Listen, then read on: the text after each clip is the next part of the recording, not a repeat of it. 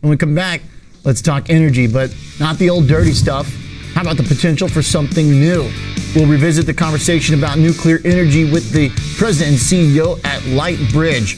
For all the talk about the painful higher prices of old energy, how come we're not seeing a big boom in the nuclear stock? It's been getting hit like everything else. We'll dive into it next.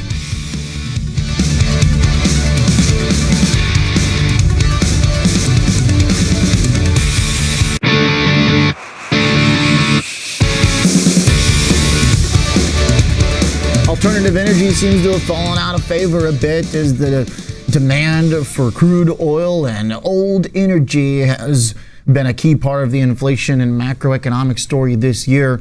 Prices in gasoline, of course, near the highs, and stock of one of the disruptive energy plays in the nuclear world, Lightbridge, down near the lows. Let's check in with the CEO joining us. Seth Grae is back, president and CEO at Lightbridge Corp. Seth, welcome back to the program. Thanks for being here.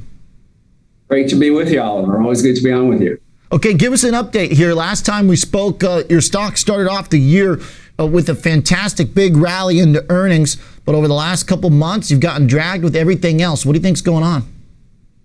Yeah, well, I think we've gotten dragged with everything else, and I think small cap has been hurt worse than the larger stocks.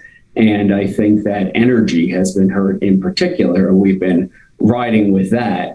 But we're also seeing tremendous growing support for nuclear power, including in government, for energy security for ourselves and our allies, and for climate reasons. And we're seeing tremendous stepped up support for nuclear power from government. And Lightbridge is very much a part of that. We're one of the only pure play nuclear power stocks. And we're going to be entering into a strategic partnership. We're now negotiating with the government with agreements under which our new technology from Lightbridge will help the government and America meet its clean energy and energy security goals. Give us some details. What's the next phase of this agreement? Right. Well, it'll be a package of two agreements, one that will be the strategic partnership, one that will be cooperative work with the government for work based mostly at Idaho National Laboratory, where we're going to be producing our fuel using enriched uranium from government stockpiles for testing in the advanced test reactor at Idaho National Lab, which is the largest test reactor in the world, to prove how this technology improves the economics of reactors by increasing their power output, by letting them run longer between refuelings, and also by dramatically improving their safety and even non-proliferation. And we've been producing some samples. This is one we've produced recently with very advanced metallurgy, with new technology. We're really, for the first time, this is a redesign of the fuel that can run in the existing reactors and the new small ones that are coming versus little incremental changes to the old fuel that's been used for half a century. Is there so the government spending and the government involvement is obviously an important part of your customer base. For the spending overall, do you see the energy, somewhat of a crisis we're in with prices being so directly affected from some of the supply chain issues, demand also booming? There's been this huge resurgence in traditional energy prices. Is that incentivizing people to try and figure out how to invest in things like nuclear, or is the inflation problem just causing people to pinch costs wherever possible and just get what they need today? Well, I think people are pinching costs today, and I think government is focusing on the medium and longer term, especially as we have allies in Europe like Germany and neighboring countries that are spending about $1 billion a day on fossil fuels from Russia, helping to fund Putin's war on Ukraine.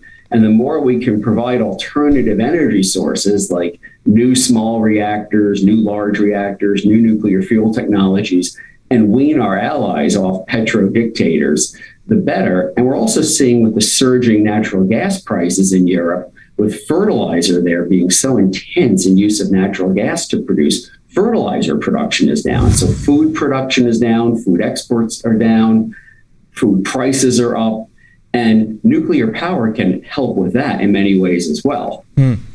Seth, in terms of the expenses to build, experiment, trial, and move forward in your technology. How is it affected by either the market's pressure on the stock? Do you need to use your stock at all for your own cash flow needs? I noticed that your loss narrowed in the last quarter. Some of your expenses declined, but still with the negative EPS, the market's been very punishing of companies that don't have that profitability. Can you walk me through what kind of plan you've got here going forward? Yeah, Lightbridge does have a bit of a cash war chest, and we have used stock to raise cash. We're also focusing on non-dilutive funding, including this government funding and use of government facilities and government-enriched uranium materials that will be very helpful, that will be provided by government. So we're very aware of trying to focus on non-dilutive funding and partner with the government.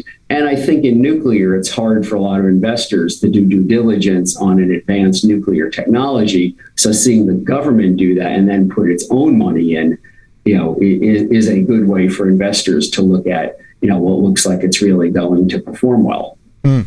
And thinking about the other parts of your growth aspects, we've talked thorium before, still a secondary part of the nuclear business overall, or is there experimentation of that potentially making its way into the commercial realm?